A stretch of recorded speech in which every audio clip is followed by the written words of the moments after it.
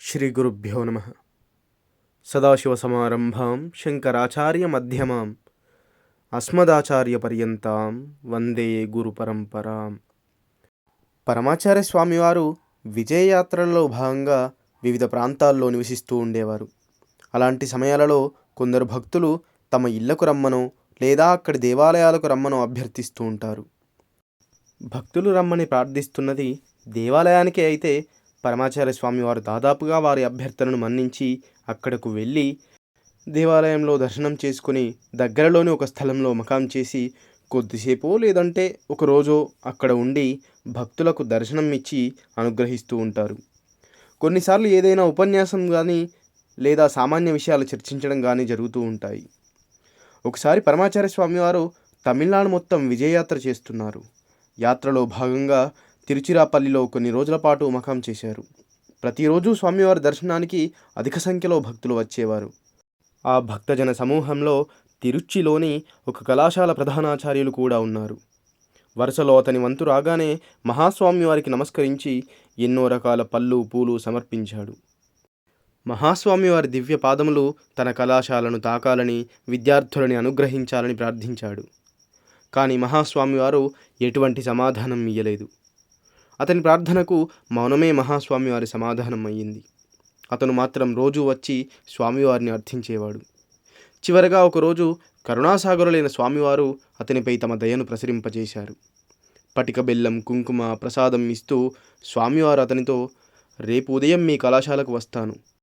ఒక ఆవు దూడతో నీవు నీ భార్య సిద్ధంగా ఉండండి అని ఆజ్ఞాపించారు. ఆ భక్తుని సంతోషానికి అవధులు లేవు. ఖచ్చితంగా అలాగే చేస్తాను పెరియవా అని మహదానందంతో వెళ్ళిపోయాడు. చెప్పినట్టుగానే ఉదయం స్వామివారు కళాశాలకు వెళ్ళారు. అతను ఆవు, దూడ, పూర్ణకుంభంతో సహా మహాస్వామివారి కోసం ఎదురు చూస్తున్నాడు. మహాస్వామివారు పూర్ణకుంభాన్ని స్వీకరించి కళాశాల ద్వారం వద్దకు వచ్చి నిలబడ్డారు. స్వామివారు ఆ భక్తునితో, నువ్వు ఎక్కడెక్కడైతే నేను రావాలి అనుకుంటున్నావో అక్కడకు నువ్వు, ఆవు, దూడను ముందు తీసుకుని వెళ్ళు, నేను అనుగమిస్తాను అని తెలిపారు. స్వామివారి ఆదేశం ప్రకారం అతను భార్యతో కలిసి ఆవును, దూడను ముందుకు తీసుకుని వెళ్తూ ఉంటే మహాస్వామివారు ఆవు వెనుకగా వస్తున్నారు. మొత్తం కలియ తిరిగిన తర్వాత స్వామివారు ఆ భక్తునితో, సంతృప్తిగా ఉందా అని అడుగుగా అతను తనకు కలిగిన ఆనందాన్ని మాటల్లో చెప్పడం కుదరక కళ్ళనీరు కారుస్తూ హృదయం ఉప్పొంగి తనకు మహాస్వామివారు కలిగించిన అదృష్టానికి, వారి దయకు కృతజ్ఞతగా నేలపై పడి సాష్టాంగ నమస్కారం చేశాడు. తమ వసతికి తిరిగొచ్చిన మహాస్వామివారు సాయంత్రం భక్తులతో మాట్లాడుతూ, ఉదయం తాము కళాశాలకు వెళ్ళొచ్చిన విషయం ప్రస్తావనకు రావడంతో ఒక వ్యక్తి స్వామివారిని, పెరియవా, కళాశాలలో మీరు ఆవు వెనుకగా ఎందుకు వెళ్ళారు అని అడిగారు. స్వామివారు నవ్వుతూ, అతను నాపై అత్యంత భక్తిభావం కలవాడు. నేను వస్తే అది కళాశాలకు మంచి అని నమ్మి నన్ను ఆహ్వానించాడు. కానీ అది ఆడపిల్లలు చదివే కళాశాల. వారు అన్ని రోజుల్లోనూ కళాశాలకు వస్తారు. వారు దూరం ఉండాల్సిన సమయాల్లో కూడా కళాశాలకు వస్తారు. అందుకే నేను ఒక ఆలోచన చేశాను. అతని కోరికను తీర్చాలి. నా అనుష్ఠానం, నియమపాలన కూడా కాపాడబడాలి. దానికి పరిష్కారం ఒక్కటే. మన శాస్త్రాలలో ఉన్నదాని ప్రకారం ఎటువంటి అశౌచమైనా, ఎటువంటి స్థలమైనా గోవు డెక్కల నుండి వచ్చే ధూళి తగిలితే ఆ స్థలం పవిత్రమవుతుంది.